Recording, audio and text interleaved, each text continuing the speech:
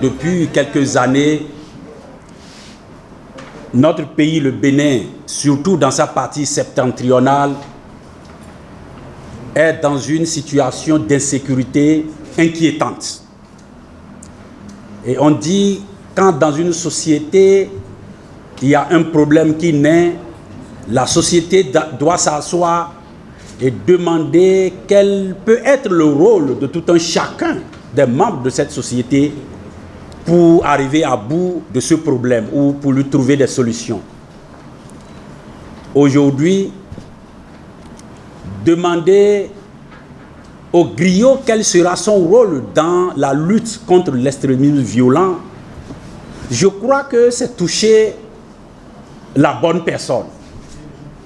Puisque le président, dans ses rappels, nous le disait tout à l'heure, le rôle du griot. C'est qui le griot? Et quand nous on était petits, tout petits, quand le griot passait partout, nous on devait le suivre. Parce que d'abord, il y a la voix, il y a le rythme. Pour nous, peut-être, même si on ne comprenait pas grand-chose, mais cette ambiance qu'il se met, c'est ça qui nous attirait.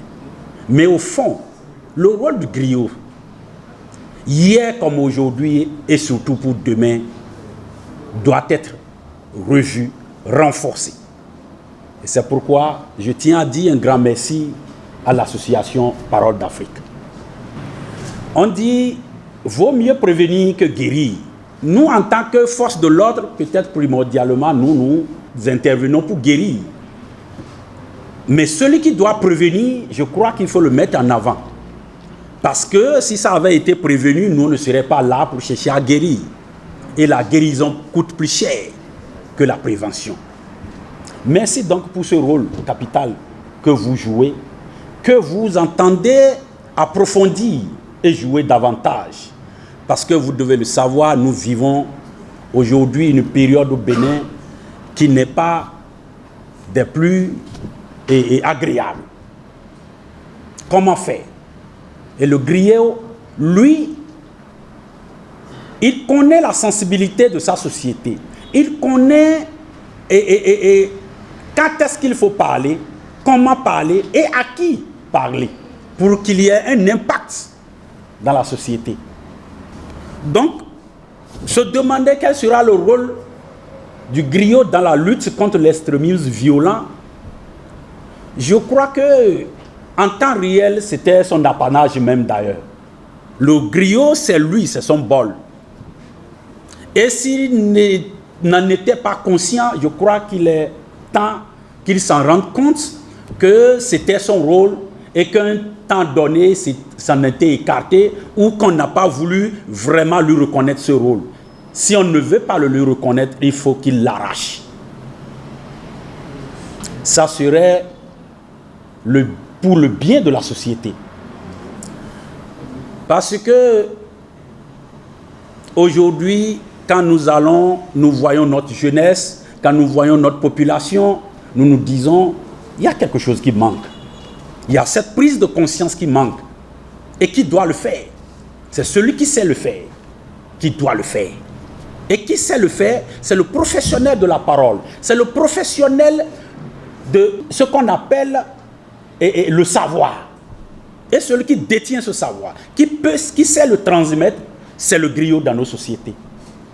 Qu'il prenne donc son tam-tam, qu'il prenne donc son gond, qu'il racle sa gorge et qu'il s'en va à la guerre. À la guerre contre l'inconscience, à la guerre contre les défiances et que la société retrouve ses noblesses. Quand la collaboration entre le griot et les forces de défense, non, ce n'est pas quelque chose qu'il faut demander, c'est qu'il faut l'exiger. Il faut l'exiger pour le bien de tous. Parce que quand la conscience est entretenue, la conscience est préparée, c'est que nous n'aurons pas des voyous en prison. Nous n'aurons pas des voyous dans la rue. Nous n'aurons pas à nous inquiéter par rapport à nos biens qu'on pourrait nous arracher. Nous ne pourrons pas nous inquiéter quant à nos enfants qu'on pourrait kidnapper. Donc c'est ce travail-là. Nous devons nous mettre la main dans la main pour préparer la jeunesse, pour préparer les comportements et pour que demain, notre jeunesse à venir se dise l'ancienne génération nous a montré la bonne voie, nous avons l'obligation de la suivre et de la transmettre à la génération à venir. Merci donc à l'association Parole d'Afrique. Parlez, parlez encore. Je vous dis merci.